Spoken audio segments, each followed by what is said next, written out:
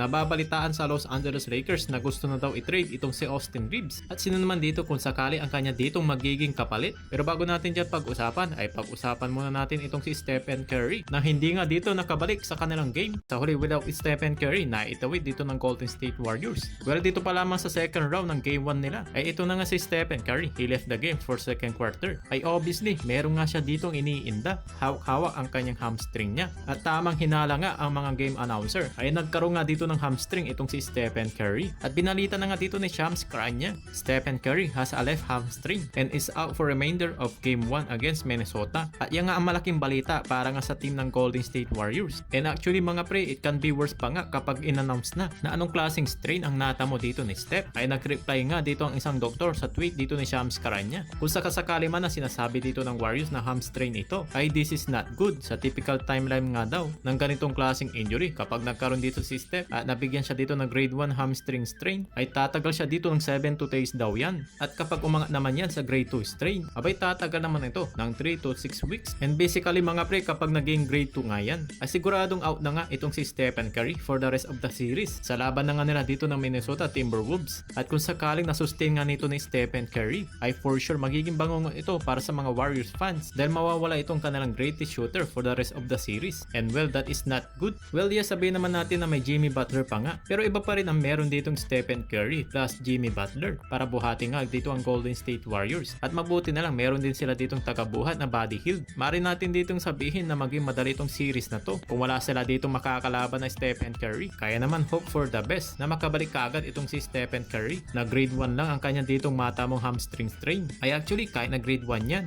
ay maaaring itong si Steph ay hindi makapaglaro sa game 2 or 3 dahil sabi na nga dito ng doktor ay 7 to 10 days daw ang typical na nga ditong pahinga ng mga grade 1 hamstring. So definitely this is a bad news para nga dito sa team ng Golden State Warriors. Samantalang naman sa Los Angeles Lakers ay nababalitaan na nga ay gusto na nga ditong maitrade itong si Austin Reeves na mangyayari naman yan dito sa blockbuster 3-team trade sa offseason. Kaugnay yung team ng Lakers, Atlanta Hawks at Brooklyn Nets na isa sa mga inaasahan na 3-team trade na mangyayari. Diyan makikita yung mga interest ng mga teams na baguhin at palakasin ang kanilang mga roster sa darating na nga dito ng offseason. Ang Atlanta Hawks, Brooklyn Nets at LA Lakers naghahanap na kanilang mga iti-trade para palakasin yung kanilang prangkisa dahil ayon na nga dito sa report ay makukuha naman dito ng Atlanta Hawks itong si Cam Johnson na mahusay sa isang 3-point shooting. Ang Brooklyn naman marireceive naman dito sa trade mula sa Lakers na si Austin Reeves, Maxi Kleber at mula naman sa Clippers na si Terrence Mann, si Kobe Bankins at 2029 na top 5 protected pick at 2031 top 3 protected pick ng Lakers. Abay naman dito sa trade na to ay magre-rebuild itong Brooklyn Nets at dyan na rin dito magre-reunion itong si Austin Reeves at D'Angelo Russell at samantalang naman dito sa Lakers ay makukuha itong si Nick Claxton at ang 2025 na first round pick para sa New York Knicks na papunta sa Brooklyn Nets na isang bagay na nga dito na gusto makuha na nga dito ni Rob Pelinka na kanila na nga dito magiging sentro itong si Claxton na kilala na bilang isang defensive player at rim protector. Well, abangan naman natin kung matutuloy ba itong 3-team trade na to sa parating na nga dito ng offseason.